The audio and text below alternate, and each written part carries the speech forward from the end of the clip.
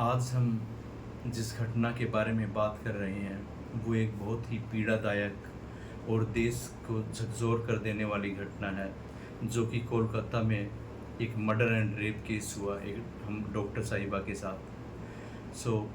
साथियों, इसमें आज हमारा मेजरली इसका मकसद यही है कि हम एक वॉइस रेज कर सकें और हम देश के माननीय प्रधानमंत्री जी से, गृह मंत्री जी से और राष्ट्रपति जी से एक अपील कर सकें कि इस तरह की जो घटनाएं होती हैं वो एक माँ बाप के लिए और उसके भाई बहन के लिए और उसके डायरेक्ट रिलेटिव्स के लिए एक बहुत ही दर्दनाक घटनाएं हैं, एक बहुत ही पीड़ादायक घटनाएं हैं। इनके लिए हमारे पास कोई शब्द नहीं है जो हम जिन शब्दों का यूज़ कर सकें कि वो किस परिस्थितियों से गुजर रहे होते हैं। आने वाले कुछ टाइम के बाद आज देश का हर युवा सड़कों पे है कि उनको जस्टिस चाहिए, जस्टिस मांग रहा है डॉक्टर साहिबा के लिए। लेकिन एक महीने के बाद सभी लोग भूल जाएंगे और सफ़र करेंगे तो उसके माँ बाप और डायरेक्ट रिलेटिव सफ़र करेंगे। तो मेरा एक ही चीज़ बोलना है देश के प्रधानमंत्री जी से, माननीय गृह मंत्री जी से और राष्ट्रपति जी से, प्लीज़ एक ऐसा हमारे संविधान के अंदर जो एग्जिस्टिंग रूल्स हैं उसमें अमेंडमेंट करके इस तरह का एक कठोर रूल बनाइए ताकि इस चीज़ के लिए हमें ज़्यादा वेट ना करना पड़े। उन लोगों को विद इन 1 और 2 डेज़ में ही फांसी दी जाए और इस तरह से फांसी दी जाए ताकि आने वाले हर बंदा उसको याद रखे अगर भाई इस तरह की घटनाओं का अंजाम क्या होता है।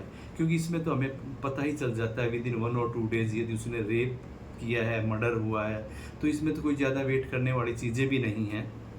तो यही मैं कहना चाहूँगा हमारे देश के प्रधानमंत्री जी से और सभी से कि प्लीज़ इसके ऊपर जितना जल्दी से जल्दी हो सके उतना एक्शन लिया जाए। क्योंकि यदि हम निर्भया मर्डर केस की बात करें, उस टाइम भी ऐसा ही हुआ था, लोग सड़कों पे थे, सारी चीज़ें, लोग कैंडल मार्च कर रहे थे। हुआ क्या, 2012 का वो मर्डर केस था, रेप एंड मर्डर केस था और 2020 के अंदर जाके उनको जस्टिस मिलता है और फिर से दोबारा इस तरह की घटनाएं देखने को मिलती हैं।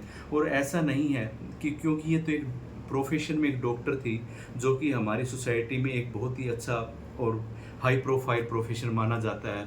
पता नहीं ऐसे कितनी घटनाएं हैं जो हमारे रिमोट एरियाज़ हैं उसमें हो जाती हैं, जो ऊपर तक उठ भी नहीं पाती और पता भी नहीं चलता, जिनको दबा दिया जाता है।